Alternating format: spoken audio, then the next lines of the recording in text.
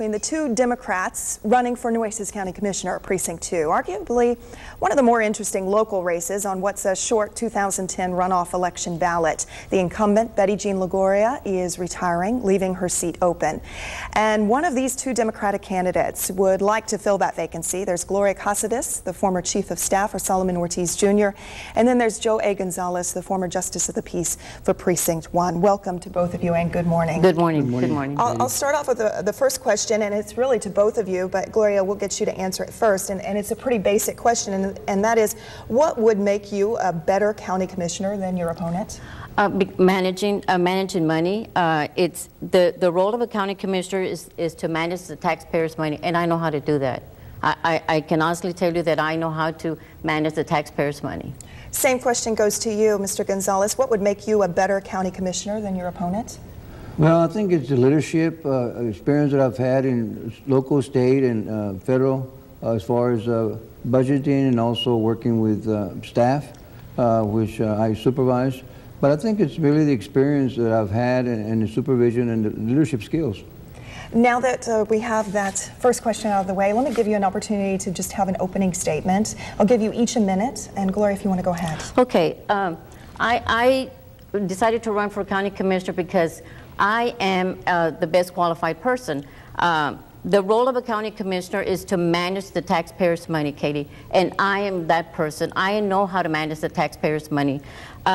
It's also the job of a commissioner to make sure and work to cut budgets and to save the taxpayers' dollars, and I know I can do that. I can do that. The taxpayers want somebody with experience and to be their full and to be their hands-on. And that's what the taxpayers want, and that's what I want to do.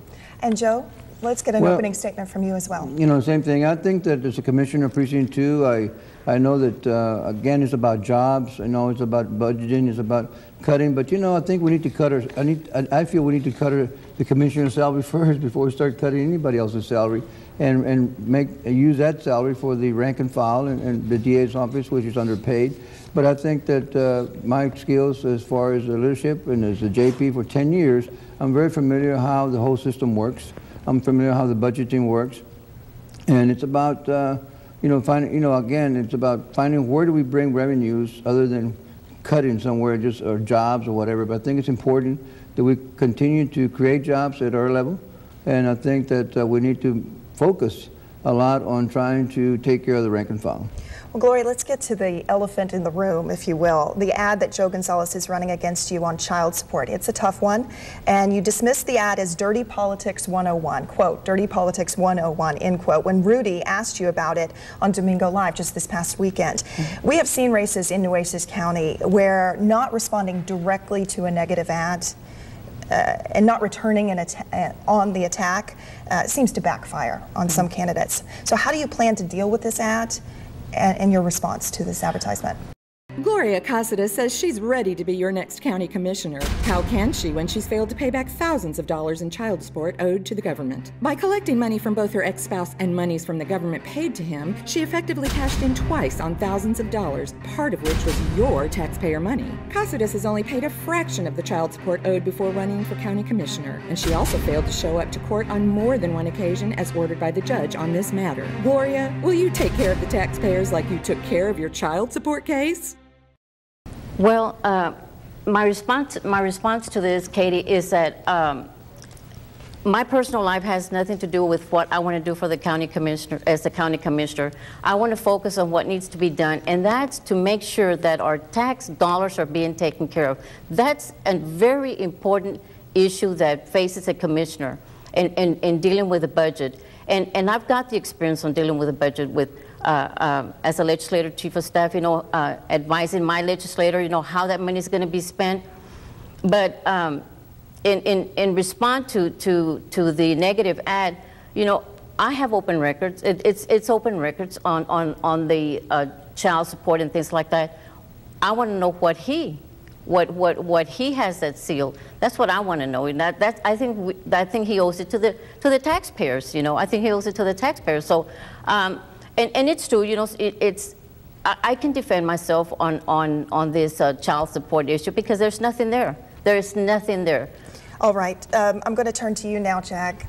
You're both Democrats. in theory, when it all is said and done, you're supposed to be on the same side. And are you afraid that these sharp accusations that you're making against Gloria here could come back and backfire on you?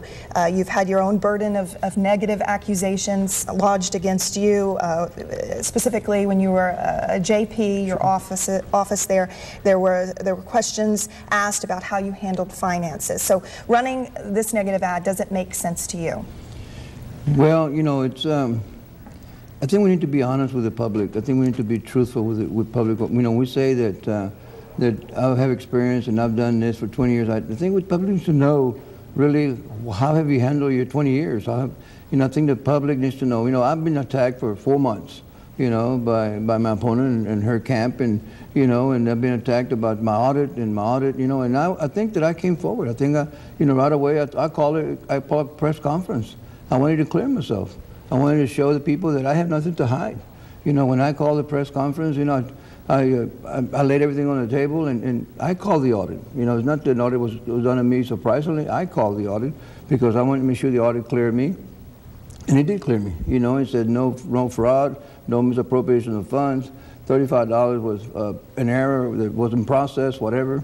You know, and I wanted people to know that. But you know, I wanted my opponent to be the same way. My opponent keeps saying that it's wrong, that it's not true. I mean, you know, it is true. The court records don't lie. All right. Let me turn now to you, Ms. Caceres, and that is, we've got this data that came into us through the political scientist, Bob Bezdek, a professor over at A&M University. In early March, your opponent here, he won 38% of the vote compared to your 32%. Previous primaries, there were more women voting than men.